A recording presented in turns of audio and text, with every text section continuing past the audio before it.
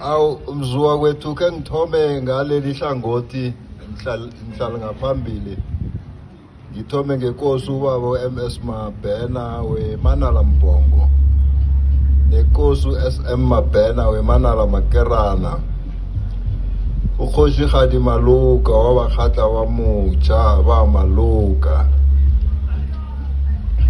abajameli benzunza Pungutsha, abajameli benzunza Litho abakhona lapha namhlanje. Sithokoze mzuka kwethu kutsho ukuthi abajamele iCockstar umbuso eMpumalanga bakhona, ukhansela weWard 22 uMawusonto Nhlapho naye ukhona la, abaphethe zokuvikela abavele esondweni CCZ, abomma nabobaba, abobamkhulu nabogogo, abodadewethu nabafowethu, abantu abethu abakhona lapha. Ngilotshise ntambama yanamhlanje.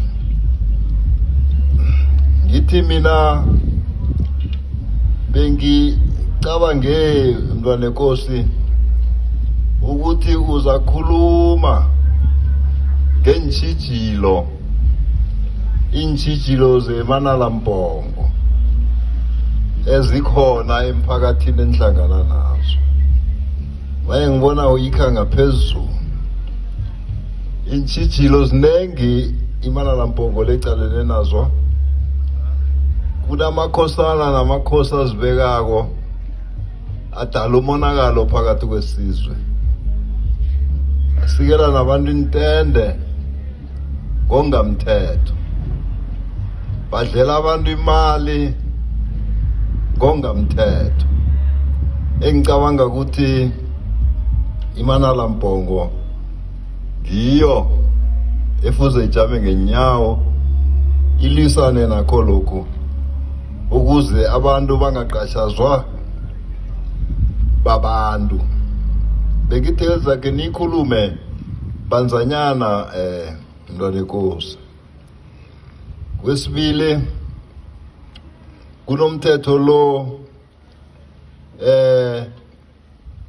wesintu esithi customary law, esithi thina kuhle uthuthukiswe nawo ulingane nalomthetho siwusebenzisako namhlanje lo ewaziwa ngokuthiwa iRoman Dutch law. iRoman Dutch law kuyi-customary law kakhulu yamaDutch. Nathi sithi asithuthukiseni yethu i-customary law ezakhamba ngemigomo nangokuzwisisa kwethu. Zakhumbula ukuthi bekukhulunywa ngomthetho wokushada wesintu emalangeni apheleleko la. Engicabanga ukuthi benze into ehle nokho kwabathanda ukuthula, bangahle bathunuke abangazwani nokuthula, ngoba umthetho loya uthi